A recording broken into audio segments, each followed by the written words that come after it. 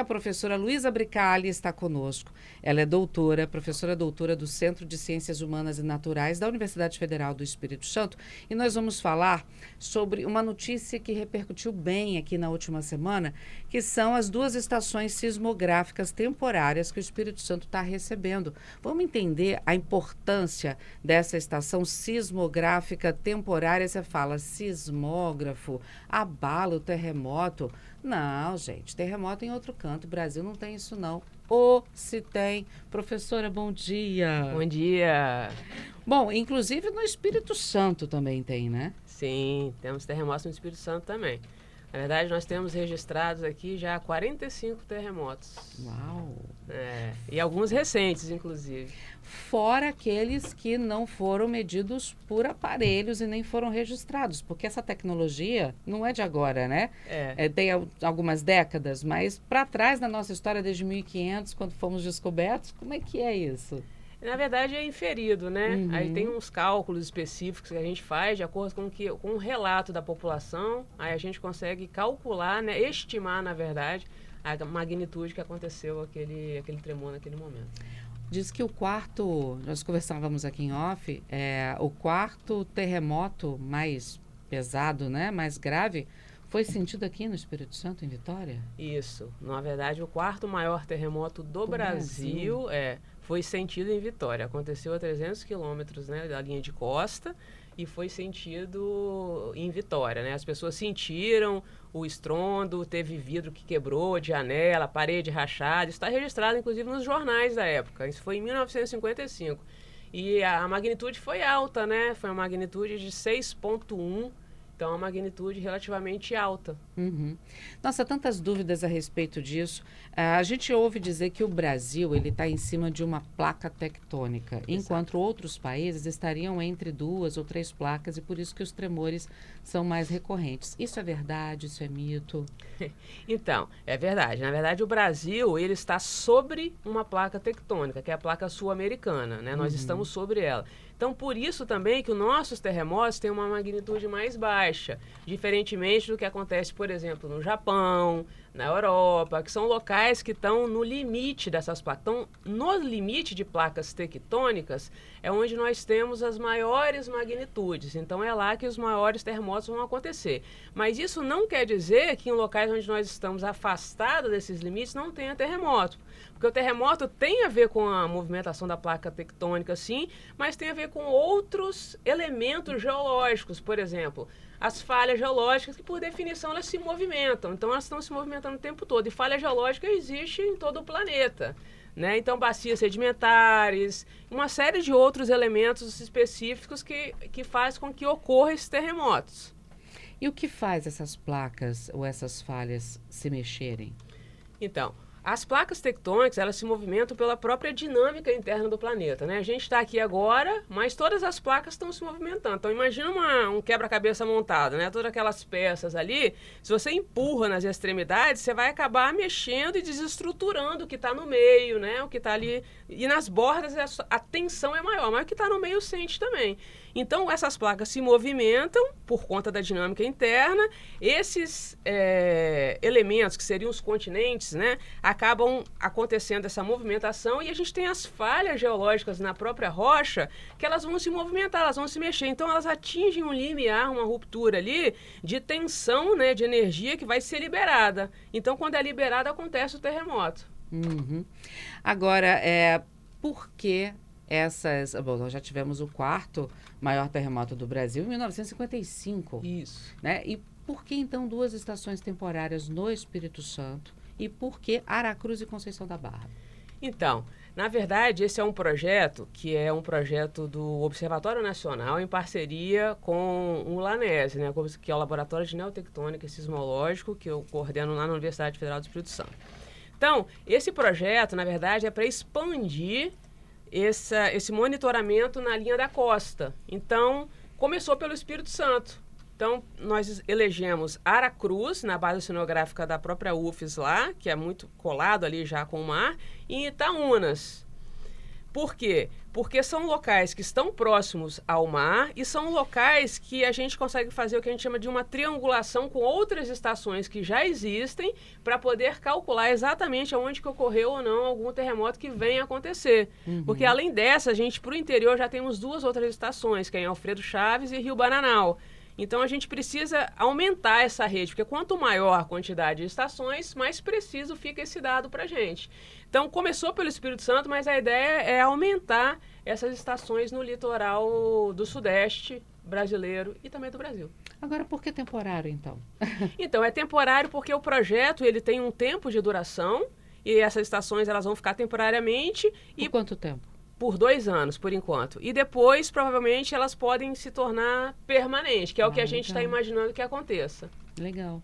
Agora, as pessoas normalmente falam de escala Richter, né? Sim. Quantas escalas? É uma só? Como é que é o padrão de medição desses terremotos? Então, na verdade, tem escalas de magnitude, que a gente chama, né? A escala Richter ficou muito midiático, né? Foi o primeiro que começou com estabelecer, né? Esses parâmetros, digamos assim. Nós temos várias escalas de magnitude, várias, só que a gente depende para alguns terremotos que são maiores, a gente utiliza um tipo. Para magnitudes que são menores, por exemplo, no Brasil a gente usa a MR, que foi definido pelo professor Assunção, né? O professor que estuda muito terremoto na USP, e ele definiu para os terremotos de magnitude mais baixa. Então, depende de qual terremoto que você está falando, da magnitude que ele acontece, a gente vai escolher a melhor escala para poder trabalhar com ela. Então, em 55, quando a gente teve esse 4º maior registro no Brasil, que foi aqui no Espírito Santo, você falou que foi 6,1. Em qual escala? Na escala Richter. Na Richter mesmo, né? A gente imagina que deu para sentir bastante. Agora, vamos lá, foi no mar, não foi? Foi a 300 quilômetros da linha de costa, foi no mar. Se a gente traçar um raio disso, claro que não é uma situação que é redondinha, né? Quando Sim. A gente fala em raio. Mas a gente traçar um raio disso, por que só Vitória sentiu? A gente tem Vila Velha ali grudadinho do lado, tem a Serra ali do outro lado também. Dá para explicar isso? Então, nesse caso especificamente, desse terremoto de Vitória, a gente tem um lineamento importante, que é como se fosse uma grande falha, né, geológica, que chama Vitória Trindade, né, que tem a Ilha de Trindade. Então, é uma importante feição reta, né, que é uma falha, que se movimentou e Vitória está exatamente nessa direção. Então, não tem nenhum estudo específico ainda sobre esse terremoto, mas a gente acredita muito que a movimentação dessa falha está relacionada à movimentação, as pessoas sentirem isso em Vitória. Poderia ter sentido em outro lugar, poderia, por exemplo, em 2020 a gente teve também um terremoto que atingiu a grande Vitória toda. O epicentro foi em Fradinhos, mas sentiu Vitória, Vila Velha, Serra, provavelmente foi de uma outra falha, a magnitude foi muito menor, foi 1,9, mas o terremoto, né, magnitude muito baixa, mas as pessoas sentiram um estrondo, como se fosse esses barulhos de pedreira, né, explodindo assim as rochas. Foi isso que foi relatado, foi muito, na época também foi uma questão muito midiática e as pessoas ficaram muito assustadas com isso. Então, depende muito da onde acontece e da profundidade que isso acontece também do terremoto, né? O terremoto às vezes é muito profundo, mesmo com a magnitude alta, muitas pessoas às vezes nem sentem que acontece. Então, tem vários fatores geológicos e geofísicos que influenciam na gente sentir ou não e por que aconteceu e por que não aconteceu em tal lugar. É engraçado porque às vezes as pessoas têm a ideia de que terremoto é igual uma pedra caindo na água, que faz aquela ondinha circular bonitinha, né, e até que acaba. Não é assim que funciona, ou é? Não, porque na verdade... Ela pode ir numa direção só. Pode ir numa direção só. E pode se propagar em várias direções também. E geralmente quando acontece um terremoto forte, ele acontece numa magnitude, depois você tem vários tremores que acontecem após ele. Continua acontecendo. Ele não vem sozinho, né? Ele traz a família junto. Tipo isso. Agora, o primeiro registro desses 45 que aconteceram no Espírito Santo, data de quando? 1700 e alguma coisa, no século XVIII. Tudo... Foi em Vitória, inclusive, também. Olha, é registro escrito isso, registro né? escrito, E a gente teve um recente também, em 2021, se eu não me engano, em Pancas, que é no noroeste do estado, que também teve uma repercussão grande, porque lá rachou uma casa de uma pessoa, assim, rachou muito, e as prateleiras do supermercado mexeram. Eu tenho até esse vídeo, né? Que eu consegui... Foram 3, se não me engano, em 2021 lá na região. Então, foi exatamente isso que eu te expliquei. Aconteceu o primeiro e vieram outros seguidos depois, menores. Lá foi de quanto?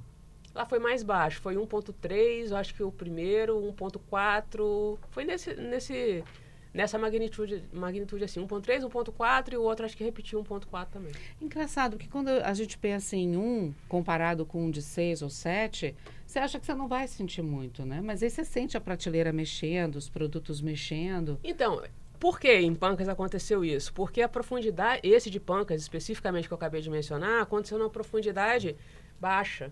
Estava muito baixo, estava muito próximo à superfície. Então, as pessoas acabaram sentindo mais os estabelecimentos, as casas, enfim. Então, se ele tivesse sido um pouco mais profundo, igual esse de Vitória, por exemplo, foi mais profundo, não teve registro de nada. Então, tem essas características que tem que ser levado em conta. O que a UFES, você já falou até que espera que esses de temporário passem a permanentes, né? Sim.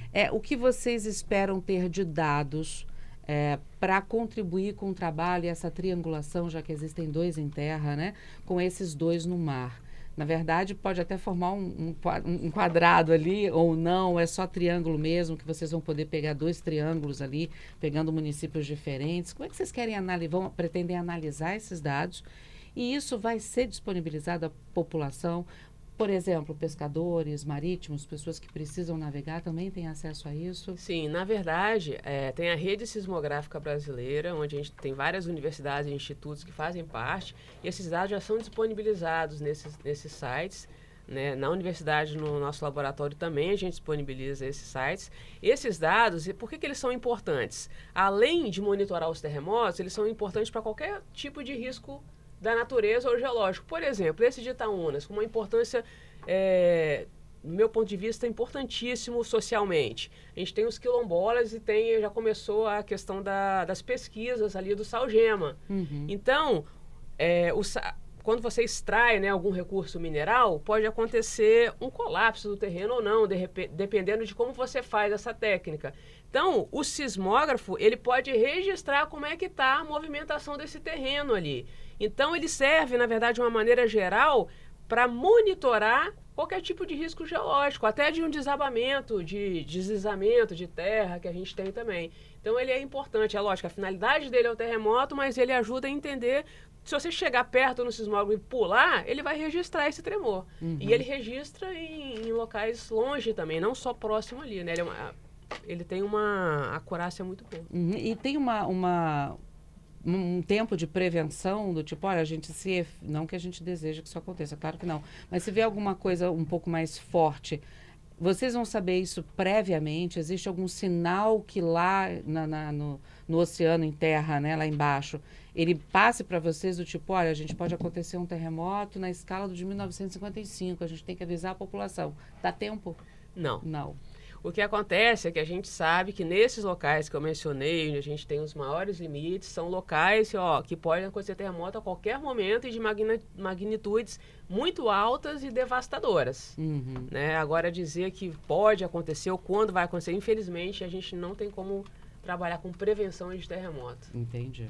Pergunta dos nossos ouvintes. O Fernando está perguntando se esse de Aracruz é aquele que fica lá em Santa Cruz, na base da UFES. Tem uma base da UFES lá.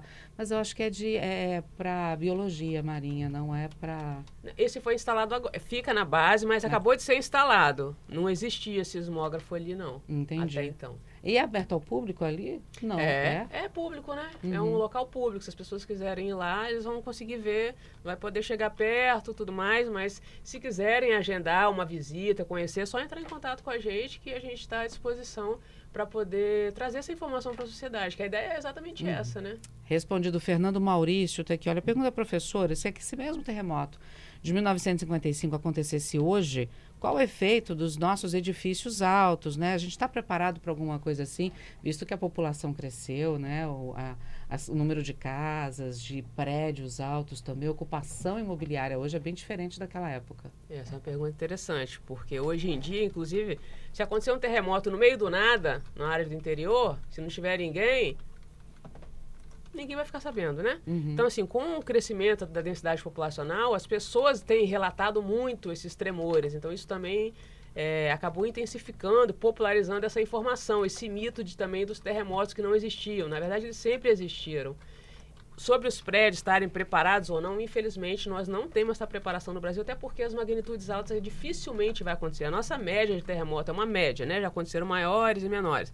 Mas a média de magnitude de terremoto do Brasil é 3, 3,5. A gente fica numa média dessa daí. Pode ser que aconteça como esse que aconteceu, né? Em Vitória, mas é mais raro.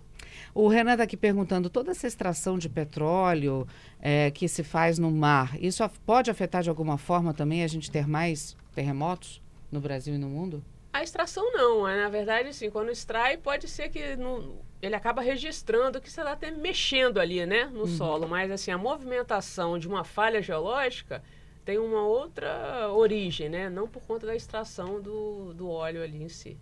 A Renata está aqui dizendo que ela nunca sentiu um terremoto, ou pelo menos ela acha que não. Mas ela está perguntando se há uma comparação desse tremor quando passa, por exemplo, um carro, um caminhão pesado, que você sente também o chão tremendo. Dá para comparar uma coisa com a outra ou a sensação é diferente? Tem um pouco essa sensação também. Tem a sensação de estar o chão tremendo, né? De tonteira e também do estrondo que eu relatei, como se estivesse explodindo alguma coisa. Então, depende do terremoto, as pessoas vão sentir de diversas maneiras. Só para o nosso ouvinte também não ficar com a sensação de que agora qualquer tremida que eles sentirem, ai meu Deus, é um abalo sísmico. O que a gente observa? É diferente de tudo. A gente vai saber na hora se como aconteceu em Vitória ou de Pancas, a gente sente na hora que é alguma coisa totalmente diferente do que a gente já sentiu? A gente sente que é uma coisa diferente. Só que é muito rápido também. Então as pessoas ficam às vezes até na dúvida de será que foi alguma coisa? Né? Então, assim, é muito difícil exatamente dizer, não, foi um terremoto que eu senti. Aí, geralmente, o que acontece? Essas pessoas entram em contato com a imprensa ou com a gente. Eu senti isso, muitas pessoas falam isso. Inclusive, em vários sites da rede sismográfica, a gente pede para as pessoas dizerem o que sentiu e como sentiu. Porque aí a gente olha no sismógrafo para ver se realmente aconteceu. Muitas vezes a população que alerta a gente que aconteceu um terremoto ali. Olha. E, de fato, quando acontece, vocês veem a medição e conseguem perceber, então, qual foi aquela escala. Exatamente. Onde aconteceu, a profundidade que aconteceu. Já aconteceu o contrário, de vocês saberem que teve e ninguém sentiu nada. Sim. Sim. A população pode ter acesso a esses dados já? Eles entram aonde para saber? Então, esses de Aracruz e de Itaúnas, a gente tem que ir até o local para pegar esses dados ainda. A gente pega, depois vai para o gabinete para poder trabalhar esses dados, né? Mas depois eles ficam disponíveis para a população, sim. Bom, vamos torcer para a gente não ter mais nenhum. Com certeza. Assim esperamos. Vai ficar meio marasmo para vocês, né? Poxa, não tem mais nenhuma bala aqui no Espírito Santo. Professora, muito obrigada por conversar conosco aqui, tirando as dúvidas dos nossos ouvintes. Sucesso na pesquisa do trabalho. Obrigada. E tomara que esses equipamentos continuem conosco, mesmo depois de 2 anos. Com certeza. Obrigada pelo convite, obrigado aos ouvintes aí pelas perguntas. É uma satisfação sempre poder divulgar o conhecimento científico para a sociedade. O ouvinte está perguntando, se eu sentir, eu entro em contato com quem? Entre em contato com a gente. Tem um telefone, um e-mail? Tem o Instagram do Lanese. lanese.ufs. Lanese, L-A-N-E-S-I. Ou com a universidade mesmo, e pede a universidade para entrar em contato com a gente. Beleza, respondido também aqui aos nossos ouvintes que estão perguntando contato. Professora, muito obrigada, sucesso para vocês. Obrigada. Tá mesmo torcendo para não ter nenhum. Com certeza. A gente torce aí pelo sucesso de vocês. Obrigada mais uma vez. E obrigada por todo o trabalho que pesquisadores e professores da UFES têm em prol da sociedade, também da academia e da comunidade. Obrigada. Obrigada pelo convite. Até a Bom próxima. dia para vocês. Até.